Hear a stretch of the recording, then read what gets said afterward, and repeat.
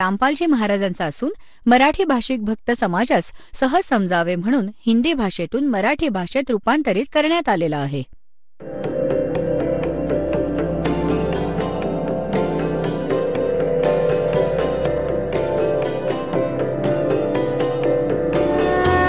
और ज्ञान सब ज्ञानड़ी कबीर ज्ञान सो ज्ञान और जैसे गोला तोब कायम करता चले मैदान.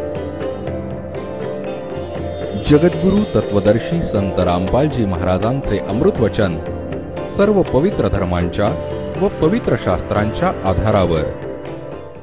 कारण की जेव्हा तुम्ही इथून जाल तर आपल्याला त्रिकुटीवरून, जिथे एक इंटरनॅशनल एअरपोर्ट आहे इथून जाण्याचा, आणि तिथे जाण्यासाठी ज्यानं तिकीट काढलं आहे, म्हणजे ज्या इष्टदेवतेची साधना ज्यांनी केलेली आहे, त्यानुसार त्रिकुटीतूनच त्याचं पुढे पुढे त्याच रस्त्याने त्याचं विमान जाणार आहे. तर तुम्ही जेव्हा तिथे पोहोचाल, हा दास तुम्हाला उभा असलेला दिसेल. परमात्मा ह्या दासाच्या रूपात तिथे भेटतील आणि तुमची जशी श्रद्धा इथे असेल तशीच तिथे असेल. ही तर रिहर्सल आहे, एक ट्रायल आहे. तर जसं तुमचं वागणं ह्या दासाप्रती इथं असेल तसंच तिथे असेल. आता जसं हा दास इथे बाहेर उभा आहे आणि तुम्ही तिकडे बसून मजा मारताय, गप्पा मारताय, तर असाच भाव तिथे पण असेल. तर भगवान निघून जातील, तुम्ही गप्पा मारत राहाल. तर जेव्हा गुरुजी येतात तेव्हा तुम्ही पाहत असाल, मग ते कुठलेही गुरुजी असोत, नकली सुद्धा, पण ते अशीच श्रद्धा ठेवतात, कारण तो त्यांचा स्वभावच आहे. एकटक दृष्टी ठेवतात जेव्हा ते डोळ्यांसमोर असतात. तर हा त्यांनी मागील जन्मापासून केलेला अभ्यास आहे, जे प्राणी मागच्या जन्मापासून भक्ती करत आले आहेत. तर हा नियम आहे, विधान आहे या भक्तीचं. तर तुम्ही इथे जसं प्रॅक्टिकल केलेलं असेल तसाच तिथेही तुमचा स्वभाव बनेल.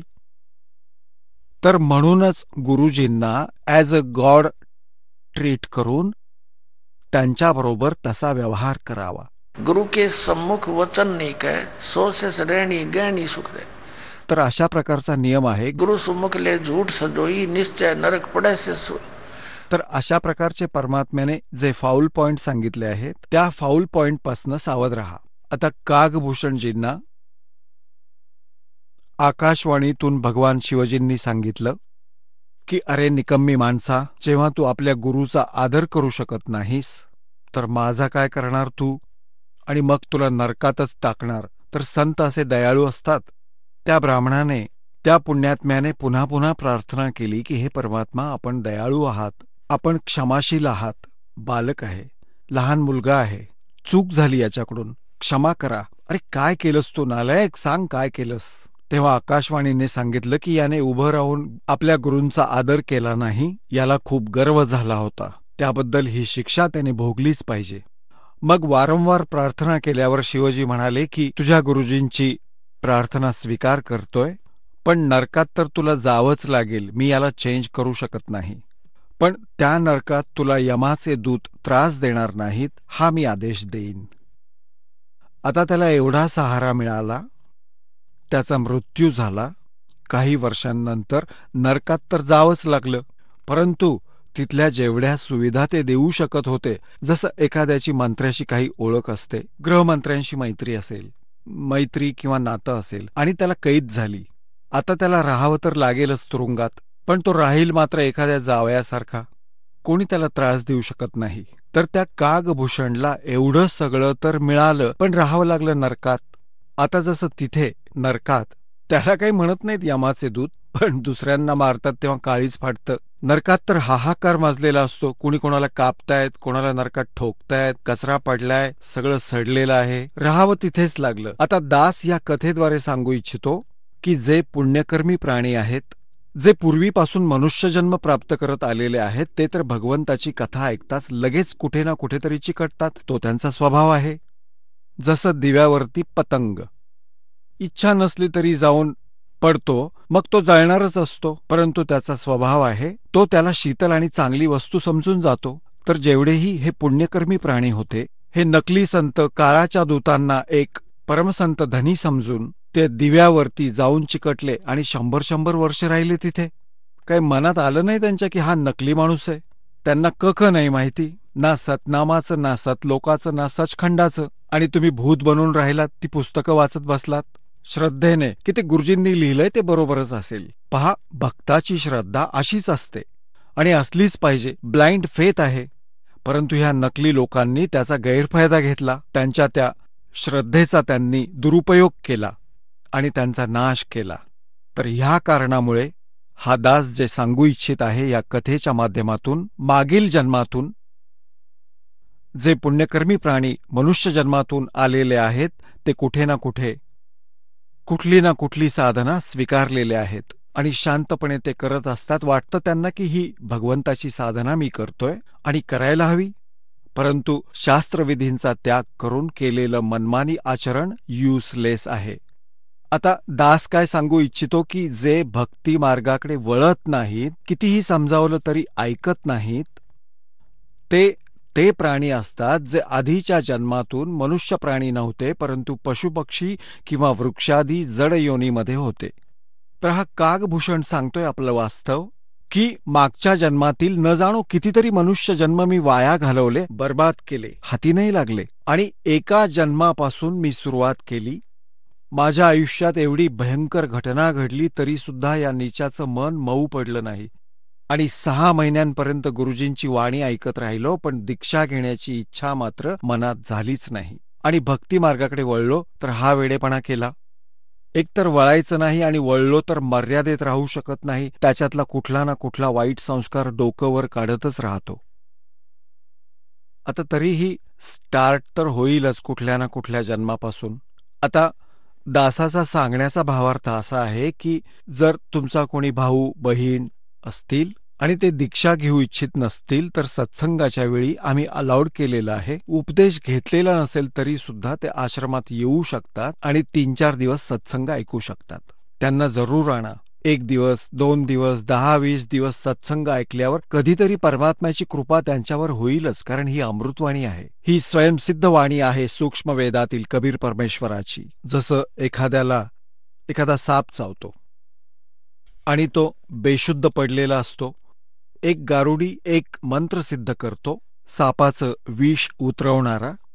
त्या मंत्राला म्हणतो, एक वाणी असते श्लोकासारखी, तो म्हटल्यामुळे, पुन्हा पुन्हा म्हटल्यामुळे ती बेशुद्ध पडलेली व्यक्ती, तिचं विष उतरून ती शुद्धीवर येते.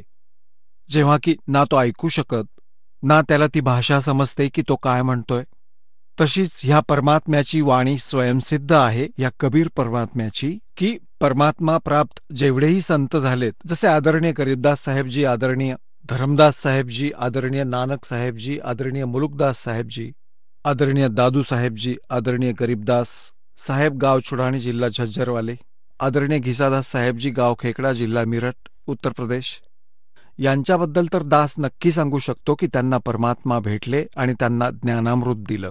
तर यांच्या वाणीमध्ये आणि स्वयं परमेश्वराच्या वाणीमध्ये ही एक स्वयंसिद्ध वाणी आहे, ज्याने आपल्याला खूप ज्ञानयज्ञाचं पुण्य मिळतं आणि आत्म्यामध्ये दुष्कर्माचं जे विष भिनलं आहे तेही हळूहळू उतरून मग प्रेरणा मिळते परमात्म्याची भक्ती करण्याची.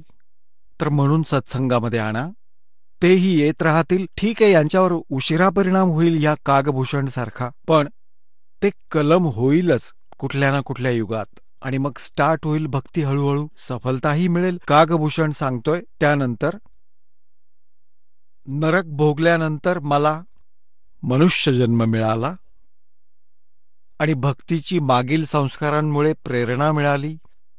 एकदा लोमर्ष ऋषीची कथा सांगत होते आणि मी बनलो वकील. मी क्रिटिसाइज करू लागलो त्यांना. मी म्हटलं की महाराजजी, आपण तर सरगुण भगवानाची कथा सांगत आहात, आम्ही तर निर्गुणाचे अधिकारी आहोत, आम्हाला त्या निर्गुण भगवानाविषयी सांगा. आता कागभूषणला लोमर्ष ऋषीजींनी खूप समजावण्याचा प्रयत्न केला की भाई पहा, आंब्याच्या कोळीच्या आत, बीच्या आत निर्गुण रूपात आंबा आहे, आंब्याचं झाड आहे. आता ती कोय, ती बी जमिनीत पेरली, पाणी घातलं की त्याचं रोप तयार होईल, मग त्याचं झाड होईल, मग त्याला फळं येतील.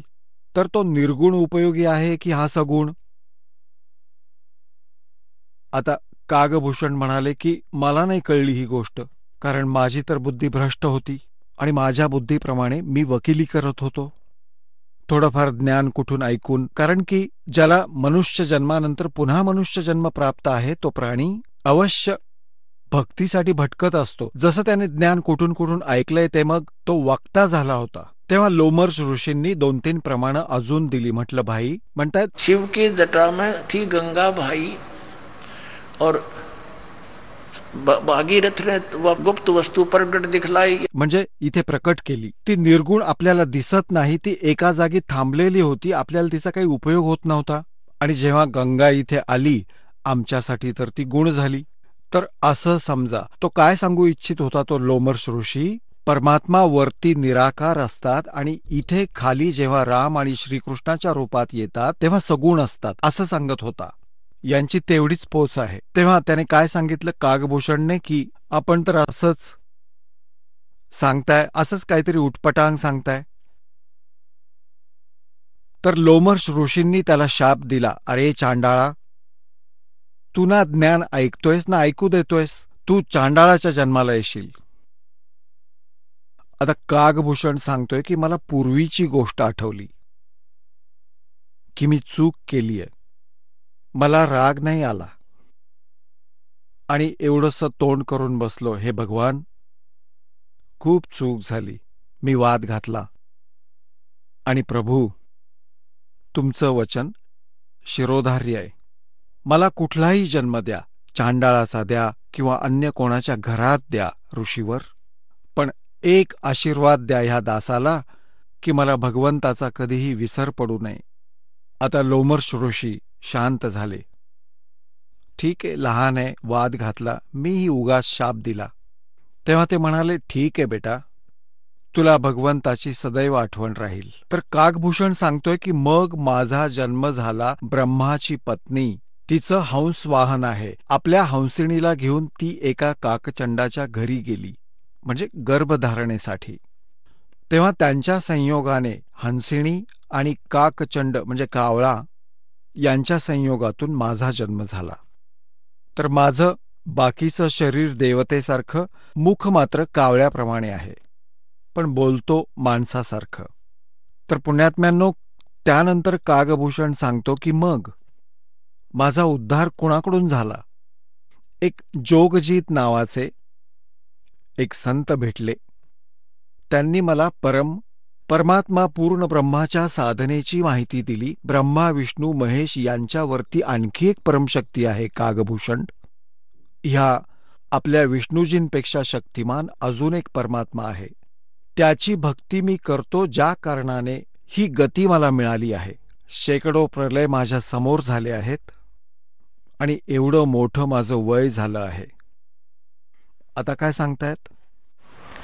बुझे गरुड़ भूषण बियाना, मोसे कहो वेद विधि नाना, वचन सुशील दृष्टि अनुरागी, देवता की दे मुख द्वार मुख कागा. आता कागभूषणजींना गरुडजी सांगतायत, मधुकर बहन सुनंत हो शांति, कहो भूषण मुझिया की उत्पाती, श्रवण सुमृत वचन उमेदा, दाम रसायन सब तन बेदा, परम भेद कहो बहुभांति, मिटे हमारे मन की काती, कौन देश को नगर निधाना, कहो भूषण आदि परवाना, कौन पिता को जननी जाम्या, कौन कुली कौन वंश बखाना, अवरण वरण कला परवेसा, तुम्हारी महिमा कर है शेषा, जल स्वरूप कुछ तरंग न तेजम, इंद्री जीत चढ़े मन से जम, ब्रह्म निरूपण निर्गुण भेखा, कहो भूषण मोहि आद संदेशा, कहे भूषण तुम सुनो खगेसा, तो से भेद कहूं परवेसा, शंख कल्प जुग गए बिहाई, पूर्व जन्म की कथा सुनाई, शंख कल्प जुग हो गए, जामन मरण जिहान, जन्म पूर्वला तुझे कहूं, सुनो खगे से सुजाने.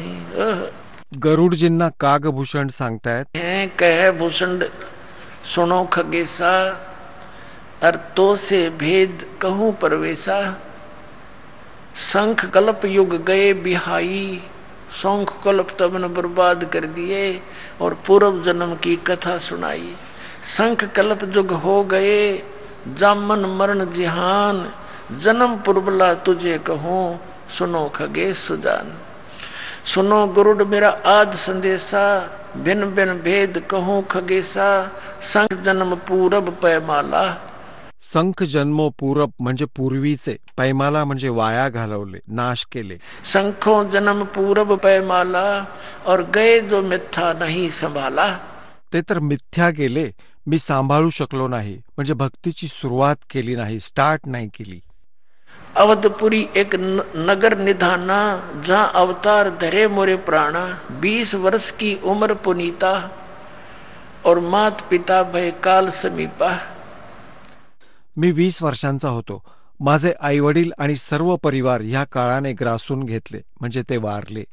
पड़ा काल दुर्भक्ष ताही, और पृथ्वी डोल गई रे बाई। इतका भयंकर दुष्काळ पडला होता की पृथ्वी ही कापू लागली होती, असा हाहाकार माजला होता। पड़ा काल दुर्भिक्ष अपारा, मनुष्य मनुष्य का करे आहारा। अन्न का नहीं आहार प्राणी, पड़ा काल दुर्भिक्ष समानी। अवधपुरी हम तजी खगेसा, ताई आए हम मालू देसा। पुरी अवंती लीन्या बासा, जावा नहीं अन्न की त्रासा। अन्न तो वहां पेट भर खाया, कह भूषण सुनो खगराया। पंडित एक अवंती माही, कथा करण नित शिव द्वारे जाही। 6 मास हम संगति की नी, बौर तास की दीक्षा लेनी। टहल करत शिव पंडित केरी, गुरु चेले का भाव गनेरी। स्वामी करण गए स्नाना, और पूजा अर्पण धूप दयाना। शिव पूजा पंडित अर्थावे, बेल पत्तर धर लिंग बनावे। शिव पूजा पंडित करे जहां हम लिया निवास, गुरु दीक्षा मन मैं करी मिटी खगेश प्यास। तन मन अर्पे फेर माला, जाके ऊपर ईश दयाला। म्हणजे कागभूषणजी सांगत आहेत की ते पंडितजी आपल्या शिवभगवानांवरती एवढे समर्पित होते, ज्या कारणाने शिवजींचीही त्याच्यावर पूर्ण कृपा होती। पूजा करण दिवालय आए, ता हम बैठे दर्शन पाए। जहां शिव को मोह दिया सरापा, लाख वर्ष तुम जमपुरी राखा। पंडित सुना बचन शिव केरा, ओठ चरण लीन्या गुरु केरा। पंडित शिव का दान लगाया, कल्प करी बालक बोराया। हे रे बालक तू धर शिव का ध्याना, ताते बक्षे तेरे प्राणा। तर पुण्यात्म्यांनो, आजचा जो सत्संग सुरू आहे, हा वर्तमानाचा समागम, याचा उद्देश काय आहे? परमात्मा सतलोकातून चालत येतात, आपल्या प्रिय आत्म्यांना भेटतात, जे परमात्म्यासाठी भटकत आहेत, आणि त्यांना मग तत्वज्ञान समजावून सतभक्ती, तो 2 अक्षरी मंत्र सतनाम देऊन त्यांचं कल्याण करतात।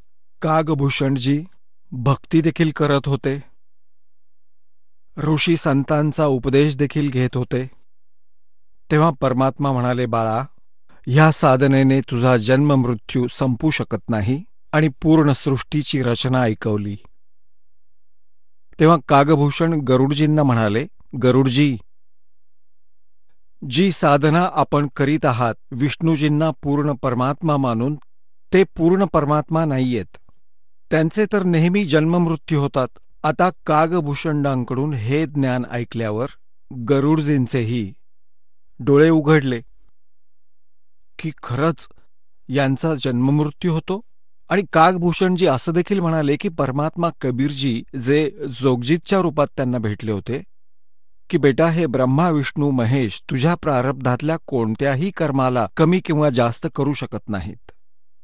म्हणजे तुझा मृत्यू होणार असेल तर तो मृत्यू होईलच होईल, ते आयुर्मान वाढवू शकत नाहीत। गरुडजींच्या मनात आले की ही गोष्ट देखील खरी आहे, मग हे कसे काय भगवान? मग परमात्मा येऊन गरुडजींना देखील भेटले। जेव्हा ही चर्चा त्यांची झाली काही अन्य रूपात, तर गरुडजींना मग पुष्कळ ज्ञान समजावलं, त्यांना मंत्र दिले, प्राथमिक मंत्र देत असत परमात्मा आधी। तर आम्ही काय करत असू, जसे पहिले आपण परमात्म्याचे शिष्य खूप कमी असत, संसाराचे काळाचे पुजारी मात्र जास्त असत, नाम घेत असत, पहिले काही दिवस चांगली साधना करत असत, नंतर सोडून देत असत. परंतु तो दयाळू आहे. ह्या पीक टाइम मधील तुमच्यामधील भक्ती जिवंत ठेवण्यासाठी तो जागोजागी प्रकट होऊन किंवा एखाद्या संतास प्रेरणा देऊन किंवा स्वतः काही काळ राहून आमचे कर्म बनवत असत, ज्या कारणामुळे आमचे मनुष्य जन्म होत आलेले आहेत आणि आजपर्यंत भगवंताविषयी प्रेम आहे. आणि तो हेच इच्छित आहे परमात्मा, की जोपर्यंत हा प्राईम टाइम येईल मधल्या पिढीचा, आस्था टिकून राहील मनुष्यांमध्ये भगवंताविषयी. नाहीतर पुण्यात्म्यांनो, जर 100 वर्ष अजून उशीर झाला असता या काळासाठी जो आज चालू आहे, रामनाम तर या संपूर्ण भारतात राहिलं नसतं. खरं सांगतो तुम्हाला, भक्तीचा सगळा नाश झाला असता. कारण की जेवढे हे पंथ आहेत हे सर्व शास्त्रविरुद्ध साधना करीत आहेत, आणि जेवढे आपल्या हिंदू धर्मातील गुरुदेव आहेत ते वेद आणि गीतेच्या विपरीत ज्ञान देऊन अशी साधना करवत आहेत जी पूर्ण युजलेस आहे, आणि ज्या कारणाने आपल्यावर परमेश्वराची कृपा होत नाही. आम्ही लुटेरे बनलो, लाचखोर बनलो, आपण भेसळ करू लागलो, ज्यामुळे धनवान व्हायचं आहे आणि दुप्पट दुखवू लागलो प्राण्यांना. तर या परमात्म्याने येऊन इथपर्यंत आपली आस्था टिकवून ठेवली आणि आता सांभाळून घेतलं. आता तुम्हाला ते लाभ मिळतील जे स्वतः भगवान देतात. तुम्हाला इथे देखील सुख देईल जे आवश्यक आहेत आपल्यासाठी, आणि आपल्याला सतभक्ती देऊन सतलोकात घेऊन जातील. गरुडजींनी जेव्हा परमात्म्याचं ज्ञान ऐकलं त्यांना विश्वास वाटला. एक दिवस गरुडजींनी विष्णूजींबरोबर चर्चा केली. त्यांच्याबरोबर चर्चा केली की भगवान आपल्याही वरती एक शक्ती आहे. तर हे काय होतं की जसं कोणी एखाद्या पोस्टवर आहे, त्याचे प्रशंसक सॅल्यूट मारणारे खूप असतात. जसं आपण शिवपुराणात ऐकलं की एकदा विष्णूजींचं आणि ब्रह्माजींचं भांडण झालं, युद्ध झालं. ते कशामुळे झालं? ब्रह्माजी म्हणतात मी तुझा पिता, विष्णूजी म्हणतात मी तुझा पिता. असा भ्रम त्यांना होतो. तर विष्णूजींनी जेव्हा ही गोष्ट ऐकली, गरुडजी ते तर त्यांचं वाहन आहेत, असं समजा की त्यांचा ड्रायव्हर आहे, जसं कोणी मुख्यमंत्र्यांचा ड्रायव्हर असतो. परंतु मुख्यमंत्र्यांना भक्तीचं ज्ञान नाही हा वेगळा भाग आहे, परंतु ड्रायव्हरला मात्र आहे. आणि ड्रायव्हर असं सांगू लागला त्यांना, तर असाच प्रकार आहे. आणि मुख्यमंत्र्यांनी ऐकलं नाही तर वेगळी गोष्ट आहे, परंतु परमात्म्यापेक्षा मोठा कोणीही नसतो. तर असा गरुडजींनी याचा उल्लेख केला, तर विष्णूजींनी ते ऐकलं नाही, म्हणाले भलतंच बोलतोयस तू. आता त्याने काय केलं? आता ब्रह्माजींबरोबर जाऊन चर्चा केली आधी. आता ब्रह्माजींनी विष्णूजींनाही बोलावलं आणि शिवजींनाही बोलावलं. तिथे तिन्ही मंत्री एकत्र झाले. म्हणू लागले माहित नाही आज काय झाले, गरुडाने काय भांग प्यायली काय? म्हणतोय की तुमच्याही वर एक शक्ती आहे, तुम्ही कुणाचं बरं वाईट करूच शकत नाहीत, तुम्ही कुणाच्या प्रारब्धात बदल नाही करू शकत. ते म्हणू लागले हे असं कसं शक्य आहे, आम्ही का नाही करू शकत गरुडजी? गरुडजी म्हणाले की पहा माझं म्हणणं ऐका. गरुडजींनी ध्यान लावलं आणि परमात्म्याने सूक्ष्म रूपात सांगितलं, यांना सांग की एक मुलगा मेला अमुक बेटावर, आता त्याला जिवंत करून दाखवा. त्याची वेळ संपली आहे, त्याचा मृत्यू झालाय आणि पुढे त्याला बाकीचं जीवन नाहीये, श्वास नाहीये. तर गरुडजींनी सांगितलं की मी एका मुलाला घेऊन येतो ज्याचा नुकताच मृत्यू झाला आहे, तुम्ही त्याचं आयुष्य वाढवा. मग मानेन की तुम्ही सुप्रीम पॉवर आहात. ते म्हणाले की घेऊन ये. गरुडजी त्या बाळाला घेऊन आले, मुलाला. तर तो जीवित झाला नाही, ना ब्रह्माजींकडून, ना विष्णूजींकडून, ना शिवजींकडून. मग ते गेले आपल्या आईकडे, दुर्गाकडे. आणि दुर्गाला म्हणाले की माते, गरुडाचं म्हणणं आहे की आमच्याही वर एक शक्ती आहे. तेव्हा दुर्गा म्हणाली, बाळा तुमच्या वर तर खूप मोठी शक्ती आहे. तर ते म्हणाले, माताजी आमची फारच नाचक्की झाली आहे, तुम्ही या बालकाला जिवंत करा. ती म्हणाली, नाही नाही, हे आपल्या शक्तीच्या बाहेरचं काम आहे, याला तर तो पूर्ण परमात्मा परमक्षर ब्रह्म तोच करू शकतो, ही आपल्या आवाक्याबाहेरची गोष्ट आहे. तर म्हणतायत तिघांनीही एवढंसं तोंड केलं, निघून गेले तिथून आणि गरुडजींकडे आले. तर सांगायचा अर्थ असा पुण्यात्म्यांनो, जेव्हा आपण सच्चाईशी परिचित होतो तेव्हा या भगवानांच्या समर्थतेचं ज्ञान होतं, आणि तो समर्थ आपल्यासाठी भटकत आहे. आजचा जो समागम आहे तो याच कारणासाठी आहे की तो परमात्मा सतलोकातून चालत येतो आणि चांगल्या जीवांना भेटतो. आणि त्यासाठी कुठे पुरावे आहेत? आपल्या सद्ग्रंथांमध्ये पुरावे आहेत. ऋग्वेद मंडल नंबर 9 सूक्त नंबर 86च्या मंत्र 26 आणि 27 मध्ये ऋग्वेद मंडल नंबर 9 सूक्त 82च्या मंत्र 1, 2 आणि 3 मध्ये, ऋग्वेद मंडल नंबर 9 सूक्त 20च्या मंत्र 1 मध्ये, ऋग्वेद मंडल नंबर 9 सूक्त 1 मंत्र 8 आणि 9 मध्ये, ऋग्वेद मंडल नंबर 9 सूक्त 96 वा मंत्र 16 ते 20 मध्ये, ऋग्वेद मंडल नंबर 9 सूक्त 94च्या मंत्र 1 मध्ये आणि त्याशिवाय अनेक ठिकाणी. याचा काय निष्कर्ष आहे या पवित्र ग्रंथांमधील मंत्रांचा? की पूर्ण परमात्मा कबीर साहेब आहेत. सर्वांचं उत्पादन करणारा, सर्व सृष्टीचा रचनाकार तोच आहे, जो सतलोकात राहतो वर 3ऱ्या मुक्तिधामात. आणि तिथं मनुष्य सदृश्य शरीर आहे. राजाप्रमाणे जसा राजा सर्वांचा मालक बनून राहतो, असा तो वर सिंहासनावर विराजमान आहे. मनुष्य सदृश्य आहे. तिथून तो गती करून येतो खूप स्पीडने चालत. इतकी स्पीड आहे त्या परमात्म्याची की मनाची स्पीड सुद्धा फेल आहे त्यासमोर. तर तिथून परमात्मा चालत येतो आणि मग तो इथं येऊन काय करतो? चांगल्या आत्म्यांना भेटतो आणि या काळाच्या जाळ्यात फसलेल्या दलदलीतून बाहेर काढतो. एकेकाळी एक अब्राहम सुलतान अधम नावाचा मुसलमान राजा होता. बलक शहराचा तो राजा होता. खूप जास्त त्याच्याकडे संपत्ती होती आणि पूर्वजन्मीचा तो परमात्म्याचा हंस होता. तो कोण होता मागच्या जन्मात? एक सम्मन नावाचा मणियार होता. त्याची पत्नी नेकी होती आणि हा सम्मन आणि नेकी द्वापार युगात वाल्मिकाच्या घरी जन्माला आले होते. हे दोघे पतिपत्नीच होते बालक रूपात, जसे ते लीला करतात प्रत्येक युगात. तर त्यांच्या त्या सेवेने वश होऊन परमात्म्याने त्यांना तिथं येऊन सांभाळलं होतं. त्यानंतर नेकी आणि तिचा पुत्र सेऊ तर पार झाले होते, सम्मन नव्हता झाला. तर त्या सम्मनने त्या जन्मी अनेक पुण्य केली होती. त्याची कथा पुन्हा केव्हा तरी सांगेन. आज दुसरा विषय चालू आहे. त्याने आपल्या पुत्राची कुर्बानी सुद्धा दिली होती परमात्म्याच्या सेवेसाठी. कबीर साहेबांनी त्याला जिवंत केलं होतं.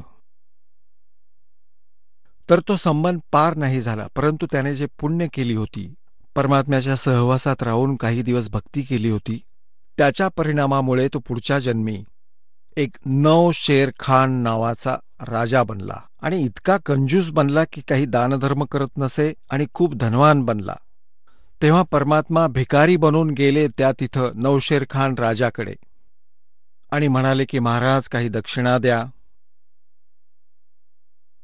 तर राजा म्हणाला, महाराजजी माझ्याजवळ तर धन नाही, मी तर कंगाल माणूस आहे. महाराज म्हणाले, ते परमात्मा संत रूपात उभे होते कबीर साहेब, की राजन तुझ्याजवळ तर 80 खजिने आहेत, 80 गंज. एका गंजात अरबोंची संपत्ती असते, खरबोंची, हिरे, पाचू, माणिक, सोनं. आणि त्याचे 80 ध्वज फडकत होते. तर त्याचा अर्थ असा की राजाजवळ 80 गंज खजिना आहे. तर परमात्मा म्हणाले की तुमचे हे झेंडे आणि 80 गंज खजिने आहेत तुझ्याजवळ. तर नौशेर खान म्हणाला, हे तर कोळसे भरून ठेवलेत मी बाबाजी, लोकांमध्ये भ्रम निर्माण करण्यासाठी. परमात्मा म्हणाले, तुझी हीच इच्छा असेल तर कोळसेच होतील सगळे. असं म्हणून निघून गेले. आता राजाने विचार केला की बाबा साधूचं बोलणं खरं तर होणार नाही. त्याने स्वतः जाऊन पाहिलं तर सगळे कोळसे झाले होते. ते हिरे, पाचू, माणिक होते ते सगळे. ते बघून तो डोकं धरून बसला आणि त्या नोकरांना म्हणाले की त्या साधूला बोलवून आणा म्हणून. नोकर पळत गेले, म्हणाले, महाराजजी तुम्हाला राजा बोलावतोय. राजाला गरज असेल तर इथं येईल, मी थांबलोय इथे. नोकर राजाकडे धावले आणि म्हणाले, महाराज तो साधू असं म्हणतोय. तो नौशेर खान राजा धावत जाऊन त्यांच्या चरणावर पडला. परमात्मा म्हणाले, भाई ऐक. ठीक आहे. त्याने परमात्म्याची प्रार्थना केली, म्हणाला माझी चूक झाली, मला माफ करा, माझं धन तसंच करा.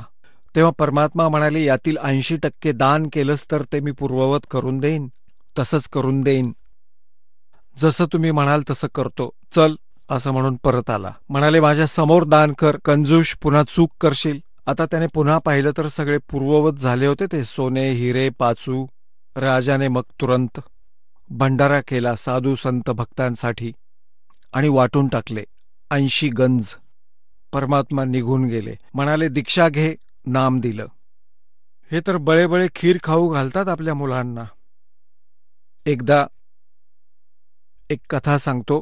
हे आदरणीय मुलुकदास साहेबजी हे अरोडा जातीमध्ये शेतकरी होते, म्हणजे शेती करत होते, खूप मोठे जमीनदार होते. आणि परमात्मा म्हणतायत, जो जन मेरी शरण है ताका हूं मैं दास, गेल गेल लग गया फिरूं जब तक धरती आकाश, और 100 छल छिद्र मैं करूं अपने जन के काज. आपल्या प्रिय आत्म्यांना ह्या दलदलीतून बाहेर काढण्यासाठी म्हणतो 100 छल छिद्र करूंगा, वेगवेगळे वेश धारण करून भटकतो. एका नगरात परमात्मा सत्संग करत होते. हे वेळोवेळी येऊन भक्ती जागृत करतात दाता कबीर साहेब.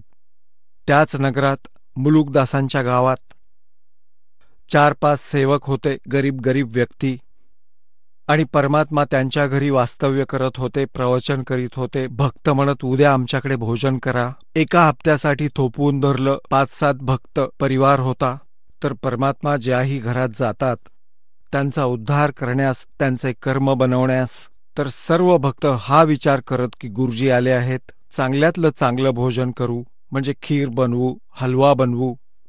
ते चौधरी साहेब जे मुलुकदासजी होते, नंबरदार गावचे, चौधरी 1 नंबरचे.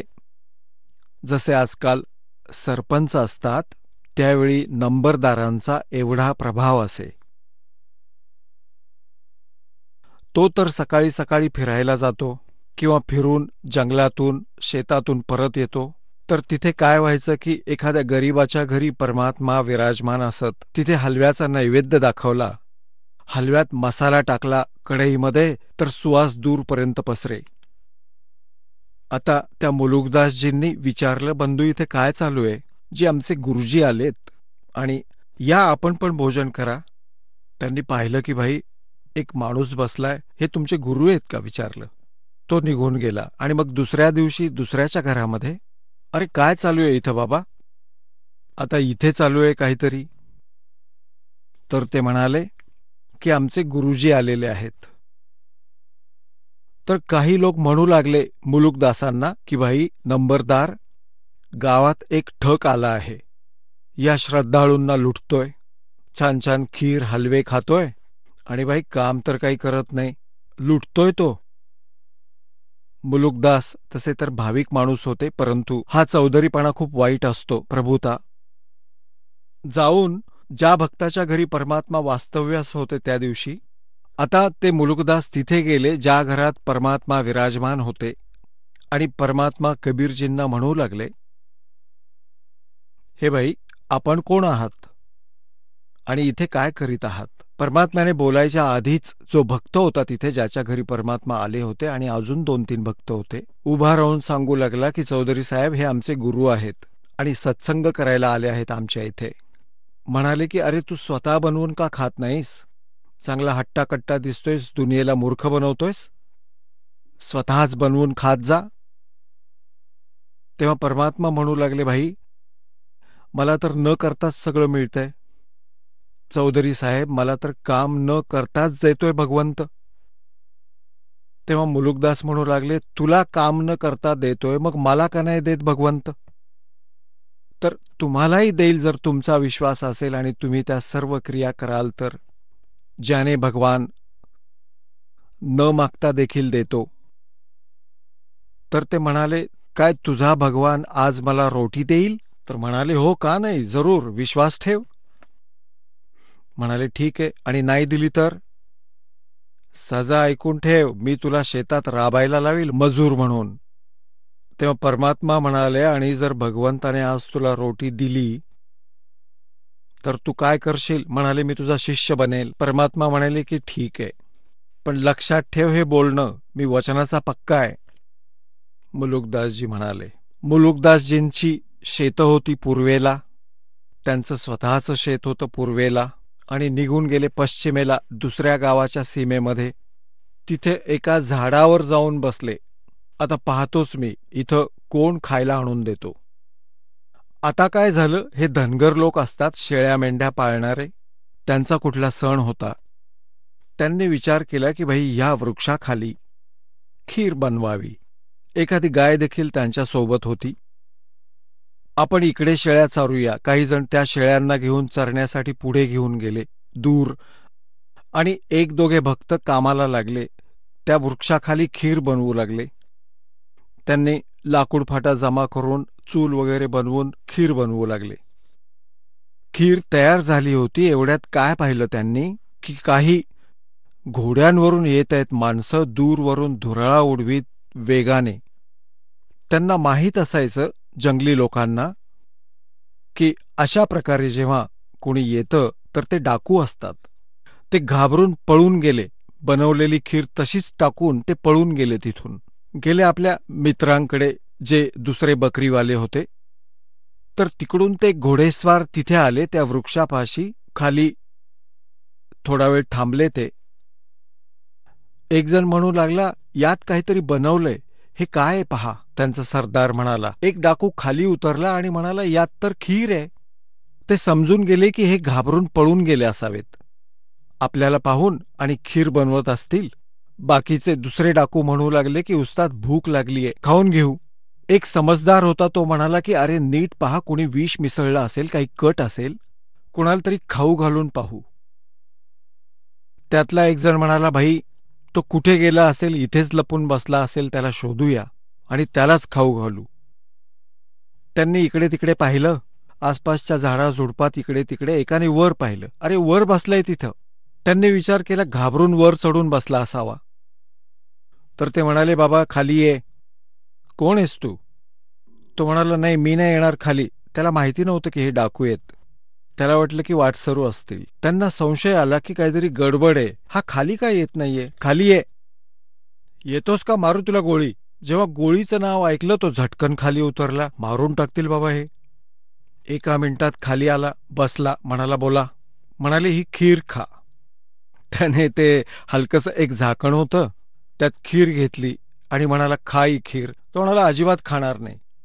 आता त्याची प्रतिज्ञा मोडली असती न खाण्याची. त्यांना पक्का संशय आला की हा बदमाश याने गडबड केली आहे काहीतरी. त्याला 2 मारले जोडे आणि लाथ मारली आणि म्हणाले, खा इथे बसून. त्याने विचार केला की अजून विरोध केला तर मारतील अजून. त्याने ती खीर खाल्ली. खाऊन झाल्यावर मारली एक लाथ. त्याला 1 तास बसवून ठेवलं. मरायचं असेल तर मरून जाईल. जेव्हा पाहिलं की ठीकठाक आहे तेव्हा ते म्हणाले की काहीतरी वेगळीच गोष्ट होती आणि बनवणारे घाबरून पळून गेले असावेत. तेव्हा आता तू पण पळ इथून. त्याला 1 मारली लाथ आणि तो पळून गेला. मग त्यांनी खीर खाल्ली की नाही खाल्ली ही वेगळी गोष्ट आहे. की त्याने जेव्हा हे पाहिले की हे डाकू आहेत आणि त्यांनी मारली त्याला लाथ, हा खूपच घाबरला मुलुकदास. आणि असं म्हणाला कबीर साहेबांना, हे फलाण्याचे गुरुजी, ज्यांच्या घरात ते राहिले होते त्याचं नाव घेऊन तो म्हणाला, हे धनपतचे गुरुजी, आज माझा जीव वाचवा, मी तुमचा शिष्य बनेल पक्क. आता मालिकला त्याची जिरवायची पण होती आणि हवा पण भरायची होती. तर त्याचा पक्का विश्वास बसला की आज आपला जीव गुरुजींमुळे वाचला, नाहीतर त्यांनी सरळ गोळी मारली असती. तर तिथून त्याला उपरती झाली की जीव वाचला, लाखो मिळाले. आणि परमात्म्याच्या चरणी येऊन कोसळला आणि बसून रडू लागला. परमात्मा बोले, चौधरी साहब भगवान ने कुछ करी सेवा. हे म्हणू लागले की तुमचा भगवान तर मारून मारून खीर खाऊ घालतो, माझा जीव वाचला, अशी सगळी गोष्ट सांगितली. तर परमात्मा म्हणतायत, ये सब खेल हमारे किए, हमसे मिले सो निश्चय दिए.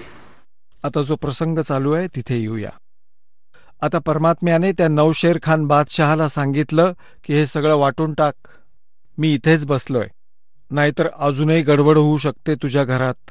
आता घाबरून त्याने सगळा 80% खजिना वाटून टाकला, धर्म केला आणि नाम घेतलं. म्हणाले, नाम घे. आता नाम घेतलं, पहा कसा उद्धार केला त्या प्राण्याचा. आणि आपण तर सर्व नरक गोळा करत आहोत आयुष्यभर. संपत्ती गोळा करा, बँकेत ठेवा, धन गोळा करा, एका मिनिटात मेलात. तर जर तुमची मुलं परमात्म्याला शरण आली असतील तर तुम्ही निश्चिंत होऊन जा. सतलोकात तुमची वेळ येईल तेव्हा तो तुमच्या मुलाबाळांना तळहातावर ठेवील, चिंता नका करू. आणि भगवंताचा शोध कशासाठी घ्यायचा? ज्यांनी शरीर गाडून घेतलं, हजारो वर्ष बसून राहिले, आपले तुकडे तुकडे करून टाकले शरीराचे, त्या परमात्म्यासाठी. परमात्मा म्हणताय, जाके ऊपर ऐसी बीती कैसा है वो देश. तो कसा आहे भगवंत ज्याचा आम्ही ट्राय करत होतो आणि जो शोधूनही सापडला नाही आणि स्वतः येऊन भेटला तेव्हा आम्ही ओळखू शकलो नाही. तर हे आमचं अज्ञान होतं, आध्यात्मिक अज्ञान होतं. हा दास इच्छितो की तुमच्या त्या आध्यात्मिक अज्ञानाचा नाश करू. भगवंताला तुम्ही सहज ओळखू शकाल. तर आता काय केलं? सगळा भंडारा केला. त्याने जितकी हवी होती तेवढी 20-30% सोडली आपली संपत्ती. परमात्मा निघून गेले आणि म्हणाले, याचं भजन कर बेटा. तो मंत्र जप करायला लागला. काही दिवसांनंतर त्याच्या मनात काय आलं की मी पण काय वेडा आहे. गुरुजी थोडेच पाहणार आहेत की मी किती दान करत आहे. थोडं बहुत दान करू आणि सांगू की सगळी संपत्ती दान केली. ही चूक केली.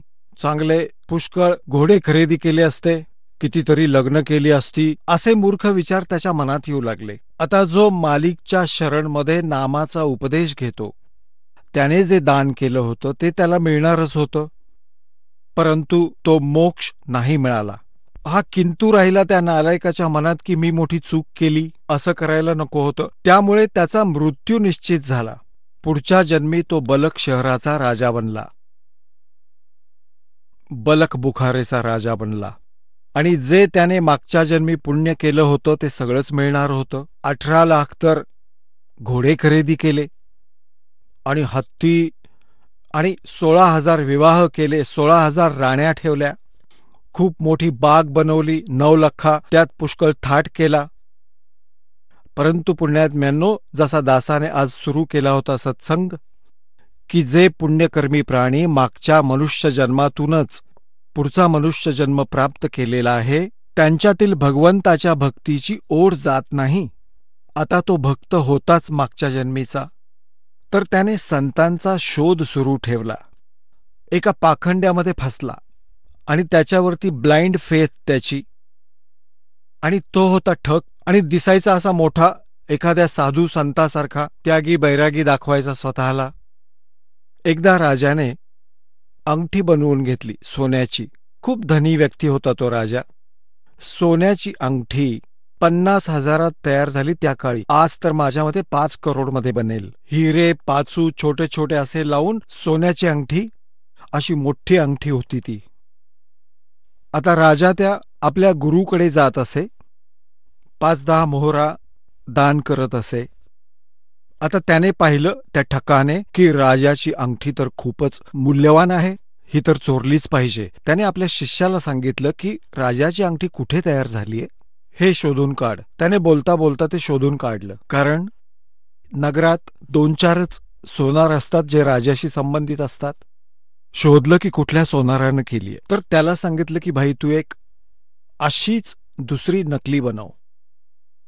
त्याने तशीच त्या छापाची डुप्लिकेट बनवली आणि ती त्या ठकाने आपल्या खिशात घातली त्याच्या गुरुजीने. आणि राजाला निरोप पाठवला की गुरुजी नौकाविहार करू इच्छितात. राजाला जेव्हा निरोप मिळाला तेव्हा ते तर कर्तव्यच असतं श्रद्धाळूंचं, तर त्यांनी फटाफट तयारी केली. राजाला म्हटले चला. राजाने तुरंत व्यवस्था केली, स्वतःही आला आणि म्हणाला की चला.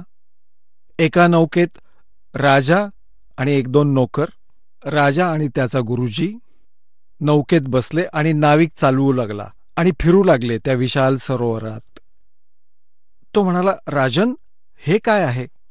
जी अंगठी आहे ही गुरुदेव, ही किती किमतीची असेल? ही घ्या ना, पहा. ही आहे 50,000 रुपयांची तयार झाली आहे. अच्छा अच्छा, ए नाविक जरा लक्ष देऊन चालव, इकडे चल. आता त्या राजाची नजर तर विचलित झाली. हा नाविक काय गडबड करतोय? ती अंगठी खिशात टाकली आणि नकली बाहेर काढली. म्हणाला की राजन अंगठी तर खूपच सुंदर आहे, पण आमच्या काय कामाची? तो म्हणाला, राजा आपण ठेवा गुरुदेव. अरे आमच्या काय कामाची? आमच्यासाठी तर ही माती आहे, असं म्हणून त्याने तलावात फेकून दिली. आता राजाने विचार केला की गुरुजी तर खूप त्यागी आहेत, किती त्यागी वैरागी आहेत की हे कुठल्या गोष्टीची इच्छाच ठेवत नाहीत. दुप्पट श्रद्धा वाढली त्याची. आधी 10 रुपये दान करायचा, आता 100 करू लागला. आता त्याची इच्छाच ही होती की राजाबरोबर कसेही आपले संबंध दृढ व्हावेत. आणि ती ओरिजिनल घातली त्याने खिशात आणि तिथे लपवून ठेवली आपल्या झोपडीत, जमीन खोदून त्याच्या कॉन्फिडेन्शियल शिष्यांकडून लपवली. काही दिवसांनंतर त्या शिष्याचं आणि गुरुचं भांडण झालं. तो शिष्य त्याच्यावर नाराज झाला. तर शिष्याने विचार केला की या गुरुची चांगली जिरवतो. त्याने मंत्र्याला सांगितलं की मंत्रीजी, राजाची अंगठी आमच्या गुरुजींनी फसवून अशी बळकावली. आता मंत्री म्हणाला, भाई हे खरं आहे का? तर तो म्हणाला, अगदी पूर्ण, अगदी पक्की खबर आहे. तर तो म्हणाला, हो एकदम पक्की खबर.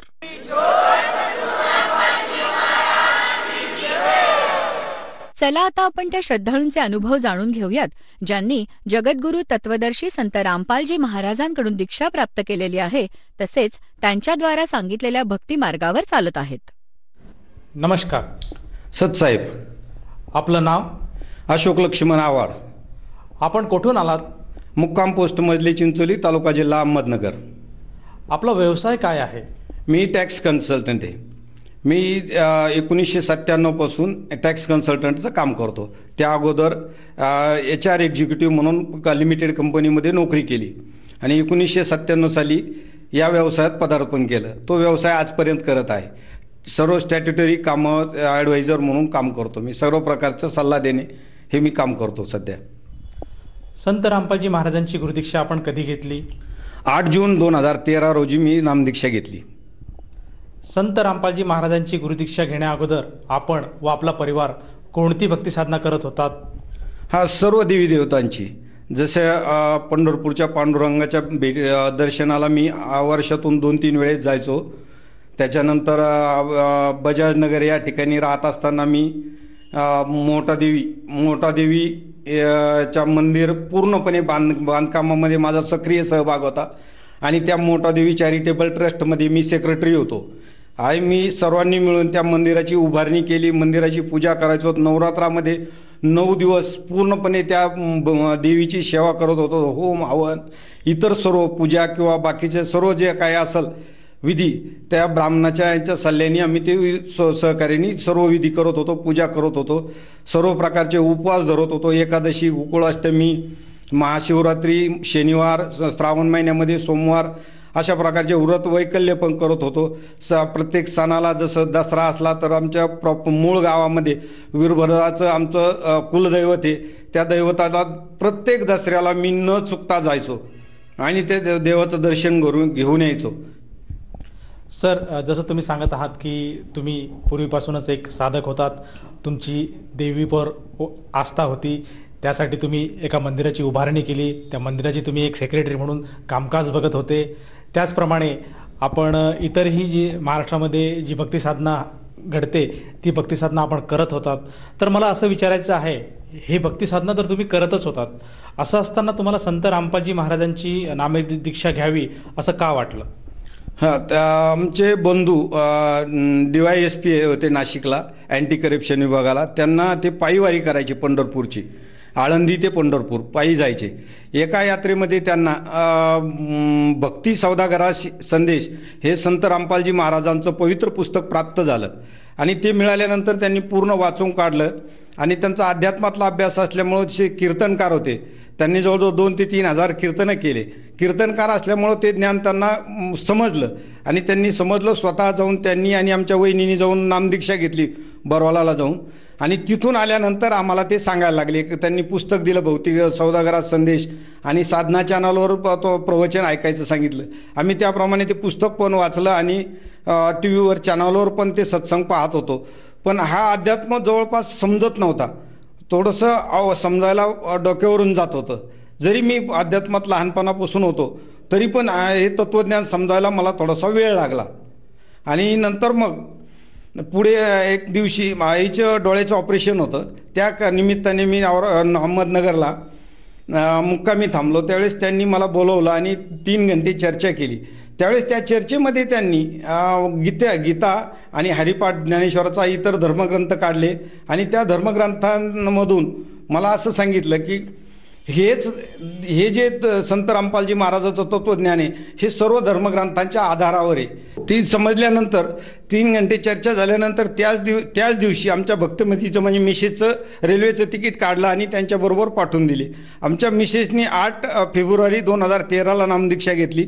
दुसऱ्या वेळेस आम्ही दोघं गेलो. मी 18 जून 2013ला नामदीक्षा घेतली नामदीक्षा घेतल्यानंतर मी संताच्या तत्वदर्शी संत रामपालजी महाराजाच्या दर्शनासाठी गेलो. दर्शन घेतल्यानंतर मी आमच्या भक्तमतीला भेटल्यानंतर पहिला एकच हे प्रतिक्रिया दिली का अरे हे संत नाही तर हे देवच आहेत. आता पुढच्या वेळेस आपल्याला मुलांना पण घेऊन यायचं. सर, तुम्ही संत रामपालजी महाराजांचा अनुग्रह घेतला, त्यांच्याकडनं नामदीक्षा घेतली, तर या नामदीक्षेतनं, या सद्भक्तीतनं आपल्याला व आपल्या परिवाराला काय काय लाभ प्राप्त झालेत? प्रथमतः म्हणजे आमचे मिसेस म्हणजे भक्तमतीचे आजार बरा झाला. तिला 2 वर्षापासून आजारी होती. तो आजार असा होता की कुणीतरी जेवणामध्ये काही खाऊ घातलं असावं किंवा प्रेतात्मा असावा. त्याचं आम्हाला ते स्पष्टीकरण झालं नाही. मी जवळपास 20-25 दवाखाने केले, 4-5 मांत्रिक पाहिले, सर्वांना पाहिलं, पण ती जगावं असं एकच इच्छा होती.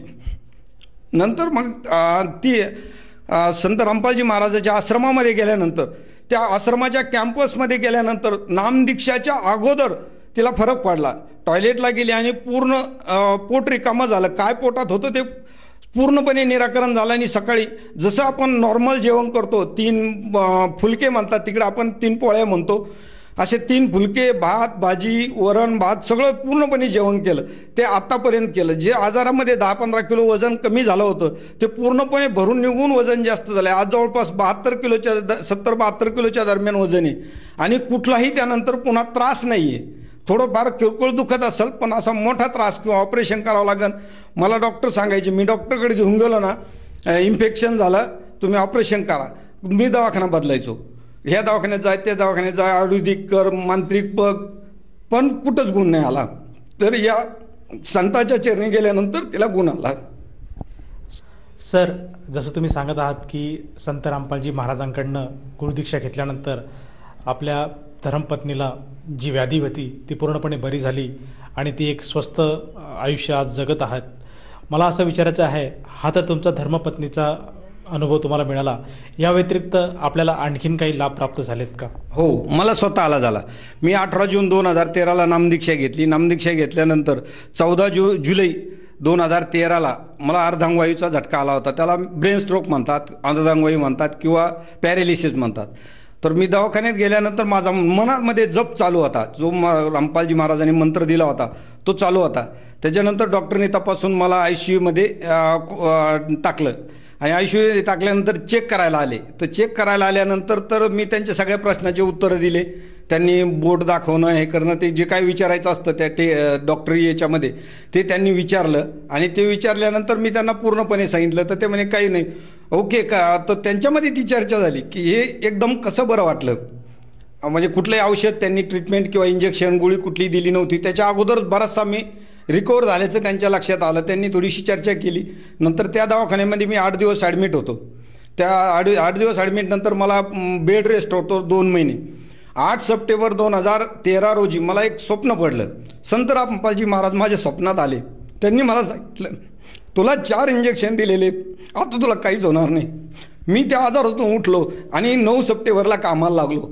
ते आजपर्यंत दणदणीत काम करतो. पूर्वीपेक्षा म्हणजे आजाराच्या अगोदरपेक्षाही मी चांगल्या परीने सगळ्या प्रकाराने काम करतो. कुठल्याही प्रकारची व्याधी नाही. कदाचित अशा आजारामध्ये मृत्यू होतो, कायमचं अपंगत्व येतं किंवा अन्य काही चेहरा बदलतो. माझं कुठलंही काहीही बदललं नाही. ते एकच कारण त्याला मी संत रामपालजी महाराजाच्या शरणांगत होतो. त्यांची नामदीक्षा घेतलेली होती आणि तो नामजप करत होतो. आणि त्यामुळंच माझं सुद्धा आजार त्याच कृपेने बरा झाला. नव्हे तर पहिल्यापेक्षा मी तंदुरुस्त आहे. आज तो मी मला पाहत असताल मला कुणीही म्हणू शकत नाही. मला कधी म्हणणार नाही कुणी का तुला कधी अर्धांगवायूचा झटका आला असेल असं मला मार्केटमध्ये किंवा इथं नातेवाईकामध्ये कुणीही म्हणू शकत नाही. फक्त ज्यांना माहिती आहे तेच म्हणू शकतात. इतका मी पूर्णपणे रिकवर झालो किंवा पूर्णपणे बरा झालो. सर, जसं तुम्ही सांगत आहात की संत रामपालजी महाराजांच्या सद्भक्तीमुळे जो आपल्याला अर्धांगवायूचा झटका आला होता तो पूर्णपणे बरा झाला. तर तो जो अर्धांगवायूचा आपल्याला झटका आला होता त्यासाठी तुम्ही काही ट्रीटमेंट जी केली होती, त्याच्यासाठी काही रिपोर्ट्स वगैरे केले होते, ते रिपोर्ट्स दर्शकांना दाखवता येतील का? हो, का नाही, माझ्याकडे आहेत ना. अजून ती पूर्ण फाईल माझी मी जपून ठेवलेली आहे. त्यातले काही पेपर, महत्त्वाचे पेपर मी काढून आणलेत, मी तुम्हाला दाखवू शकतो.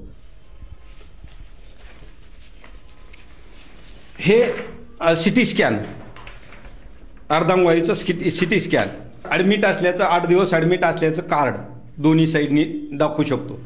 आणि त्यानंतर जसं सप्टेंबरमध्ये मला परमात्म्याने स्वप्नामध्ये दर्शन येऊन सांगितलं, त्याच्यानंतर हा नील रिपोर्ट सिटी स्कॅनचा, त्याच्यानंतरचे हे लॅबोरेटरीचे रिपोर्ट पण सर्व नील आले, कुठलंही काही नाही. आणि तेथून पुढं जे सगळ्या औषध गोळ्या सगळ्या बंद झाल्या.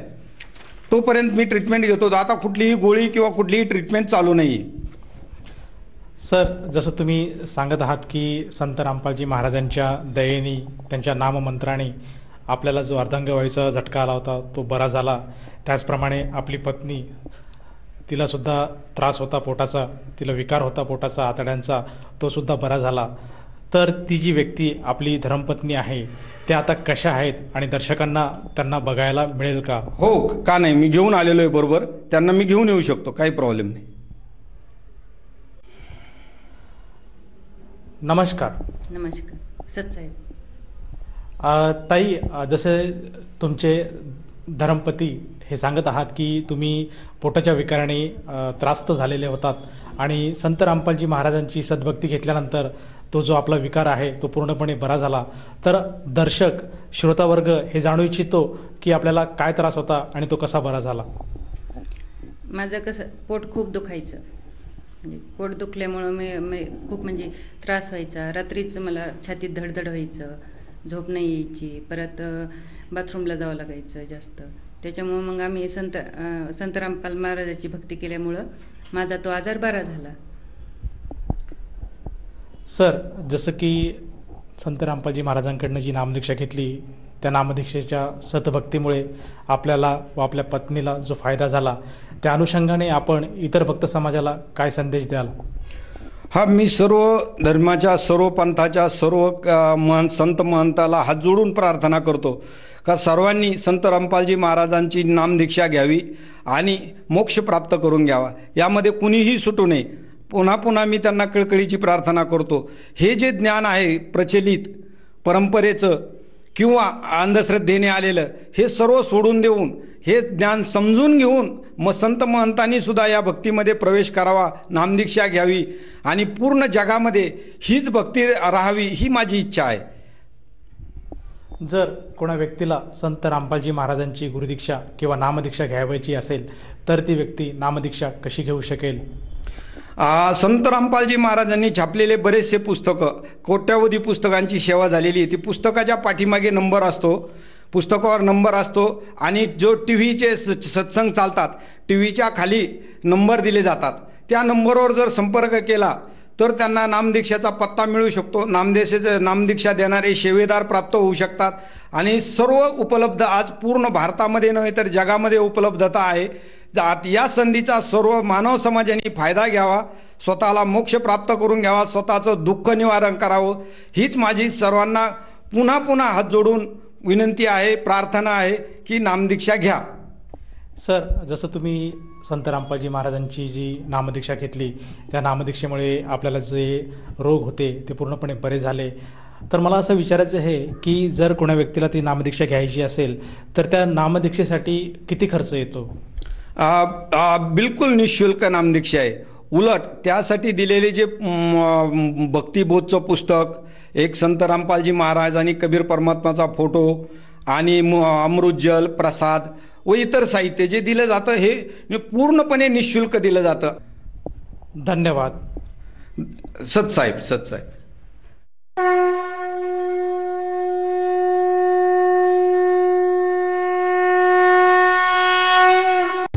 आपण ऐकत होता जगद्गुरु तत्वदर्शी संत रामपालजी महाराजांचे मंगल प्रवचन.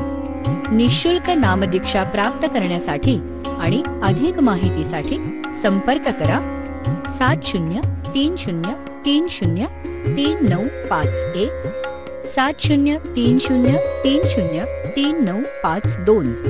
आमची वेबसाईट आहे www.jagadgururampalji.org.